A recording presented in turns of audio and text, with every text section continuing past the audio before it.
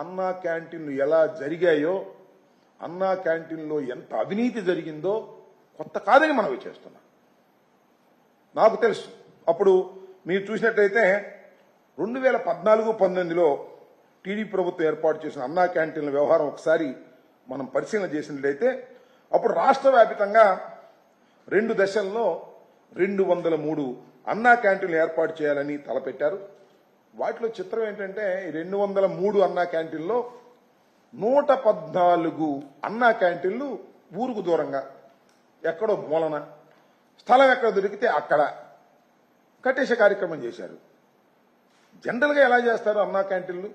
10 మంది పోగే చోట బస్ స్టాండ్లోను లేకపోతే మరొక చోట మంచి సెంటర్లోను పెట్టి అక్కడ అన్నా క్యాంటీన్లు ఓపెన్ చేస్తారు. అలా కాదు, అన్నా క్యాంటీన్ కట్టడం, ఆ కాంట్రాక్టర్కి డబ్బులు ఇవ్వడం, లేదా అన్నా క్యాంటీన్లో ఫుడ్ వండటం, దానిలో అవినీతి చేయటం, దీనికే పరిమితం అయిపోయింది. కాబట్టి స్థలాలు ఎక్కడైనా పర్వాలేదు అని ఊరికి దూరంగా మానవ సంచారం తక్కువగా ఉండే చోట్ల అన్నా క్యాంటీన్లు కట్టేసే స్థలం ఎక్కడ దొరికితే అక్కడ అన్నా క్యాంటీన్లు కట్టేయండి అనేటువంటి పద్ధతుల్లో దీనికి 76.22 కోట్ల రూపాయలు ఖర్చు చేశారు. నిజానికి ఇంత కాదు. ముందేమో 17.3 లక్షలతో నిర్మించాల్సి ఉంటుంది అని ముందు టెండర్లు పిలుస్తారు. ఆ బిగిన్ అయిన తర్వాత కాదు ఇది ఇప్పుడు బాగా ధరలు పెరిగిపోయాయి కాబట్టి వీటిని పెంచాలి అని వాళ్ళంతటా వాళ్ళే నిర్ణయం చేస్తారు. దాంతో ఏం చేస్తారంటే 2010 చొప్పున చేయాల్సిన దాన్ని మళ్ళా చదరపు అరుగురికి 2010 2100 అని నిర్ణయించారు ముందు. తర్వాత 4,585 రూపాయలు పెంచేశారు ఒకసారిగా కాంట్రాక్టర్కి. పెంచేసి అదనంగా 17,030 లక్షలు ఇవ్వాల్సింది దాన్ని పెంచేశారు. పెంచేసి 76.22 కోట్ల ఖర్చుతో దాన్ని నిర్మించారు. దీనిలో 53.33 కోట్లు పక్కదారి పట్టించారు. పక్కదారి పట్టించారంటే ఎవరైతే కట్టారో వాళ్ళకి అదనంగా ఇచ్చేటటువంటి పరిస్థితి చేసి వాళ్ళకి లాభం చేకూర్చే విధంగా చేసేటటువంటి ప్రయత్నం చేసి దీనిలో 31.11 కోట్లు అదనంగా చెల్లించేటటువంటి కార్యక్రమం చేసి దీనిలో డబ్బులు కాజేసేటువంటి కార్యక్రమం. ఎవరైతే ఆ రోజు అన్నా క్యాంటీన్లు నిర్మాణం చేశారో అది కూడా వాళ్ళకు తెలిసినటువంటి కార్యకర్తల చేత కట్టించుకొని దానిలో అధికమైనటువంటి లాభాన్ని పొందేటటువంటి కార్యక్రమం చేసినటువంటి దుస్థితి మనకు కనిపిస్తూ ఉంది. దాంతో పాటుగా ఒక్కొక్క అన్నా క్యాంటీన్కి లోపల షోకులు చేశారు, ఇంటీరియర్స్ అని చెప్పేసి. దానికి 8.98 లక్షలు ఒక్కో దానికి ఖర్చు పెట్టి దానికి 18.72 కోట్లు ఖర్చు చేశారు. ఈ విధంగా అన్నా క్యాంటీన్లు అనేటువంటివి అవినీతి కూపాలుగా మారిపోయాయి ఆ రోజుల్లో. దీని మీద ఒక కమిటీ వేసి ఎంక్వైరీ చేసి ఆ కమిటీ ఇచ్చిన రిపోర్ట్ ప్రకారం నేను చదువుతా ఉన్నాను ఈ విషయాలన్నీ కూడా. అన్నా క్యాంటీన్లు ప్రారంభించే ముందు అన్నా క్యాంటీన్ల నిర్మాణంలో విపరీతమైన దోపిడీ కార్యక్రమం చేసి డబ్బులు కాజేసే కార్యక్రమం చేసి తర్వాత అన్నా క్యాంటీన్లు ఓపెన్ చేశారు. అన్నా క్యాంటీన్లు ఓపెన్ చేసిన దానిలో కూడా ఏం జరుగుతూ ఉంటుందంటే అన్నా క్యాంటీన్ ఫుడ్ దగ్గర కూడా చాలా అవసరమైనటువంటి పరిస్థితులు ఏర్పాటు చేసే కార్యక్రమం చేసినటువంటి సందర్భాలు ఉన్నాయి. ఇవాళ చూస్తున్నాం మనం. ఎవరికి ఇచ్చారయ్యా మీరు అంటే, సరే అక్షయ పాత్రకి ఇస్తే అది స్వచ్ఛందంగా చేస్తున్నటువంటి సంస్థ, దాన్ని ఏం తప్పు పట్టట్లా. అక్కడ ఎంతమందికి ఇచ్చారు అక్షయ పాత్రలో, మిగతా వాళ్ళకి ఎంతమందికి ఇచ్చారు బయట వాళ్ళకి, దానిలో వివరాలు లేవు. అంతా గూడుపుటానిలాగా చేరి చేసేస్తున్నారు. అదేమంటే ఏదో పార్టీ తరపున పెట్టినట్టుగా, చంద్రబాబు నాయుడు గారు సొంత డబ్బులతో పెట్టినట్టుగా, లేదా నారాయణ గారు సొంత డబ్బులతో పెట్టినట్టుగా అన్నా క్యాంటీన్ల మీద మీరు చూసినట్టుగా అన్నా క్యాంటీన్లు ఒకసారి వాటిని పరిశీలన చేస్తే పచ్చడం గులిమేశారు పైనుంచి కింద దాకా. తెలుగుదేశం ఆఫీసు లాగా దాటి మీద కనిపిస్తూ ఉంది. ఒకసారి చూడండి ఒక ఎలా చూపించారో. చూపించే ఇదిగో చూడండి, వర్షం తీ ఒకసారి.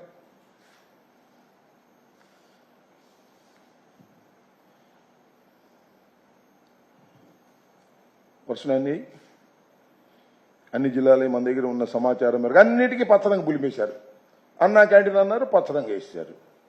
ఇది ప్రభుత్వం పెట్టుకుంటుందా లేక చంద్రబాబు నాయుడు గారు తెలుగుదేశం పార్టీ నారాయణ పెట్టుకుంటున్నారా? ప్రభుత్వ సొమ్ముతో మీకు ఒకటి గుర్తుండే ఉంటుంది. వైఎస్ఆర్ కాంగ్రెస్ పార్టీ అధికారంలో ఉన్నప్పుడు ఇలాగే మాకు వైఎస్ఆర్ కాంగ్రెస్ పార్టీ జెండాకి దగ్గరగా ఉన్నటువంటి రంగులేదో వేశామని హైకోర్టుకి వెళ్ళారు, సుప్రీంకోర్టుకి వెళ్ళారు. సుప్రీంకోర్టులో ఆర్డర్స్ ఇచ్చాయి పార్టీ రంగులు వేయడానికి వీల్లేదని. వైకాపా రంగులు వేయడం దారుణం. ఇది చంద్రబాబు నాయుడు గారు మరి ఇప్పుడు అచ్చెన్నాయుడు గారు ఇచ్చినటువంటి స్టేట్మెంట్. వైకాపా రంగులు వేయటం దారుణమే, మరి తెలుగుదేశం రంగులు వేయటం బ్రహ్మాండమా? మీరు అధికారంలోకి వస్తే మేము దగ్గరగా ఉన్న రంగులు వేసామని చెప్పేసి గందరగోళం చేశారు. వాళ్ళ పచ్చరంగు పులిమేసి భయంకరంగా ఇది తెలుగుదేశం ఆఫీసులాగా కనిపిస్తూ ఉన్నాయి. కొన్ని అయితే నా కాన్స్టిట్యున్సీలో అయితే చూశాను నేను, ఒక పంచాయతీ ఆఫీసు మొత్తం పచ్చరంగు పులిమేశారు. సరే, అక్కడ ఎవరో పులిమేరో లోకల్ లీడర్ అంటే అనుకోవచ్చు, ఇదేంటిది అని అడుగుతా ఉన్నా. దీనికి సమాధానం చెప్పవలసినటువంటి బాధ్యత నారా చంద్రబాబు నాయుడు గారికి, తెలుగుదేశం ప్రభుత్వానికి ఉంది.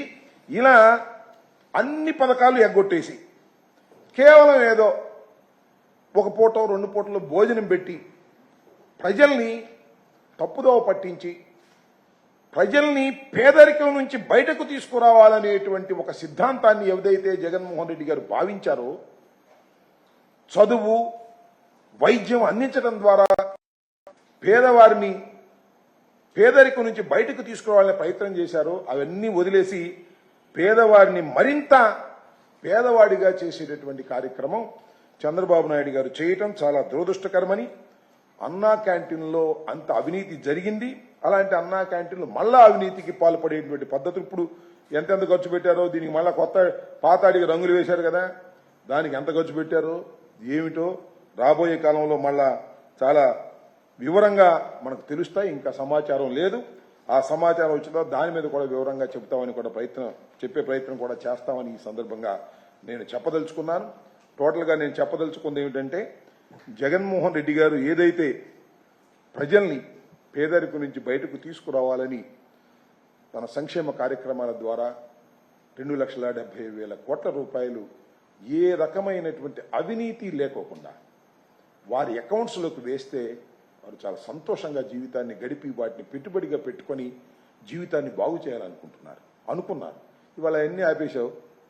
ఎంతటి పరిస్థితి ఉందంటే, డ్రైవర్లను చూస్తున్నాం పాపం, వాళ్ళు ఓనర్ల దగ్గర డబ్బులు అడుగుతున్నారు. అయ్యా, మా అబ్బాయికి ఫీజు కట్టుకోవాలి, మా పిల్లోని బడికి పంపించాలి అని అడిగేటువంటి పరిస్థితి ఏర్పడింది. వాళ్ళ ఒక 2 నెలలకే.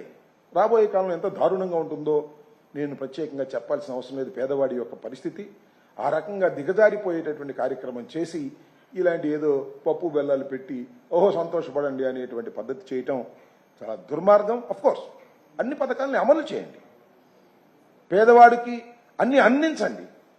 అందించుకోకుండా దీన్ని గొప్ప కార్యక్రమంగా చెప్పడం అనేది ధర్మం కాదు. 10 మందికి అన్నం పెట్టడం మంచి పెట్టుకోండి, అభ్యంతరం లేదు. కానీ అన్ని ఆపేసి ఈ కార్యక్రమం చేయటాన్ని సరైనటువంటి విధానం కాదని ఈ సందర్భంగా నేను చెప్పదలుచుకున్నాను. ఇంకా రెండోది ఏంటంటే, ఉత్తరాంధ్ర సంబంధించి ఎమ్మెల్సీ ఎన్నికలు నోటిఫికేషన్ జరిగింది. నిన్నటితో నామినేషన్స్ ప్రక్రియ పూర్తయింది. దానిలో